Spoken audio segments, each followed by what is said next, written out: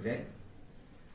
நம்ம 12 தாது உப்புகள் அப்படிங்கிற பாடம் நம்ம பார்க்க போறோம். ஏன்னா மலர் மருந்துகள் முடிச்சோம், தாது உப்புகள் பார்க்க போறோம்.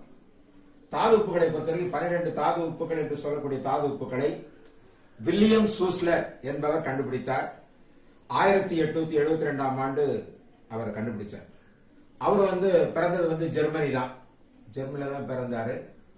அவர் என்ன ஒரு ஆராய்ச்சினா, ஹானிமனுக்கு பிறகு அவர் பிறந்தார். ஆனா அவருக்கு என்ன ஆராய்ச்சி என்னன்னு கேட்டீங்கன்னா, ஹானிமனை போல பல வகையான நோய் குறிகளை உள்ள மருந்துகளை கண்டுபிடிக்கிறத விட கொஞ்சம் எளிமையா கண்டுபிடிக்க முடியுமான்ற ஒரு ஆராய்ச்சியில் அவர் என்ன பண்ணாரு, இறந்து எரிந்து போன உடலை எடுத்து அந்த சாம்பலை எடுத்து அந்த சாம்பல்ல இருந்து என்னென்ன உடல்ல இருக்குங்கிறத கண்டுபிடிக்கும் போதுதான் 12 வகையான தாது உப்புகள் இருக்கின்றத கண்டுபிடிச்சார். மேல போர்ட்ல கூட எழுதி போட்டிருக்கேன், 12 வகையான தாது உப்புகளை கண்டுபிடிச்சார். அவர் கண்டுபிடித்த போது அதுல இருந்த விஷயங்கள், ரொம்ப முக்கியமான விஷயம் என்ன கண்டுபிடிச்சாருன்னு பாத்தீங்கன்னா, அவர் பிறந்தது 21/8/1828 பிறந்தாரு. 30/3/1898 அவர் இறந்து போனார்.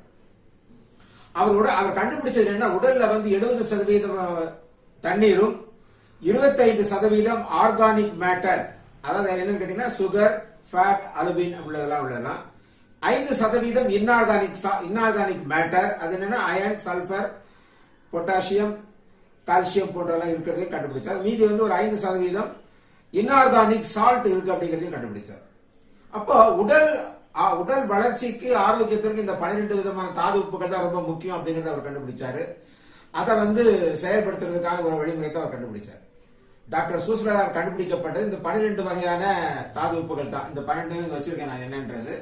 12 தாது உப்புகள் நம்ம பார்த்தோம்னா, நம்பர் 1 கல்கோரியா பாஸ்பரிக்கம் புளோரிக்கம், 2வது கல்கோரியா பாஸ்பரிக்கம், 3வது கல்கோரியா சல்பியூரிக்கம், 4வது ஃபெரம் பாஸ்பரிக்கம், ஃபெரம் பாஸ்பரிக்கம், 5வது காலி மூரியாட்டிக்கம், 6வது காலி பாஸ்பரிக்கம், 7வது காலி சல்பியூரிக்கம், 8வது மெக்னீசியா பாஸ்பரிக்கம், மெக்னியா பாஸ்பரிக்கம், 9 நேட்ரம் மூரியாட்டிக்கம், 10 நேட்ரம் பாஸ்பரிக்கம், 11 நேட்ரம் சல்பூரிக்கம், 12 சிலிக்கா. இந்த 12 வகையான தாது உப்புகளை வச்சிருக்க எல்லாமே தாது உப்புகள் வச்சிருக்க எல்லாமே அவரால் கண்டுபிடிக்கப்பட்ட 12 வகையான தாது உப்புகள் தான். பொட்டன்சி ஒன்னொன்னுக்கும் மாறும். இதை பொறுத்த வரைக்கும் இதுக்கு பொட்டன்சி உண்டு. 3x இருந்து 200x வரைக்கும் இதுல இருக்குது, பொட்டன்சி இருக்குது. இந்த உப்புகளை பொறுத்தவரையிலே குறைந்த சக்தி உள்ள வீரியங்களை பயன்படுத்த வேண்டும். 3xங்கிறத முதல்ல பயன்படுத்திட்டு இருந்தா போதும் அப்படிங்கிறது தான். அடுத்ததாக பாத்தீங்கன்னா, நிறைய காம்பினேஷன் ஆஃப் மெடிசன் அப்படின்னு சொல்லுவோம். 28 வகையான காம்பினேஷன் மெடிசன்ஸ் இங்க வச்சிருக்கோம். 1ல இருந்து 28 வரைக்கும் இருக்கு. அந்த சார்ட் இப்ப நம்ம அதை டிஸ்கஸ் பண்றதை விட நம்ம அதை நேரடியாக நம்ம பார்த்துக்கலாம். 28 வகையான காம்பினேஷன் ஆஃப் சால்ட் அப்படின்னு சொல்லுவாங்க, பயோ காம்பினேஷன் சொல்லுது இருக்கும். அது இல்லாமல் அவர் காலத்துக்கு பிறகு ஒவ்வொரு கிளாண்டுக்கும் மெடிசன்ஸ் ப்ரிப்பேர் பண்ண ஆரம்பிச்சாங்க. பாத்தீங்கன்னா ஒன்னொன்னுக்கும் தைராய்டு, அந்த மாதிரி எல்லா வகையான கிளாண்ட்ஸுக்கும் தனியா மருந்துகள் எல்லாமே தயார் பண்ண ஆரம்பிச்சாங்க. இன்க்ளூடிங் இன்றைக்கு இருக்கக்கூடிய கொரோனாவுக்கு கூட அதுக்கும் கூட எல்லாமே டேப்லெட் ஃபார்ம்லயே போட்டாங்க.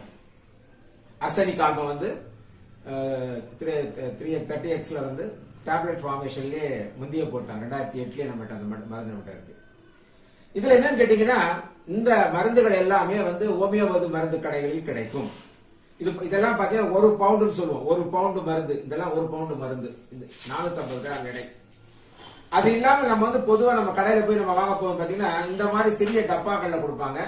இது 20 கிராம் சொல்லுவாங்க. இந்த டப்பாக்கு பேர் 20 கிராம் டப்பா. இது 50 கிராம் டப்பான்னு சொல்லுவோம். நமக்கு தேவையானது நம்ம கடையில போய் கேட்கும் போது என்ன பொட்டன்சி வேணுங்கிறத சொல்லணும், என்ன எக்ஸ்ல வேணுங்கிறதையும் கேட்கலாம். அல்லது காம்பினேஷன் மெடிசனா இருந்தா பயோ 1 கொடுங்க, பயோ 20 கொடுங்க, 20 கிராம் கொடுங்க, இந்த மாதிரி டப்பால அவங்க கொடுத்துருவாங்க. 50 கிராம் கேட்டா இந்த மாதிரி டப்பால கொடுப்பாங்க. அதே 100 கிராம்னா இந்த மாதிரி டப்பால கொடுப்பாங்க.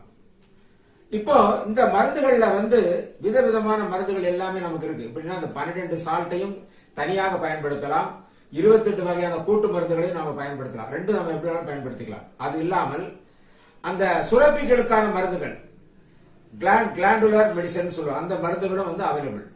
இது எங்களை பொறுத்த வரைக்கும் ரொம்ப நல்ல ஒரு தயாரிப்பு யாருன்னு கேட்டீங்கன்னா, நம்ம பண்டாரிஸ் அப்படிங்கிறது தான் நல்ல ஒரு தயாரிப்பு. அவங்க தான் நல்ல எல்லா வகையான மருந்துகளையும் இந்த பயோ காம்பினேஷன்ல போடுறாங்க.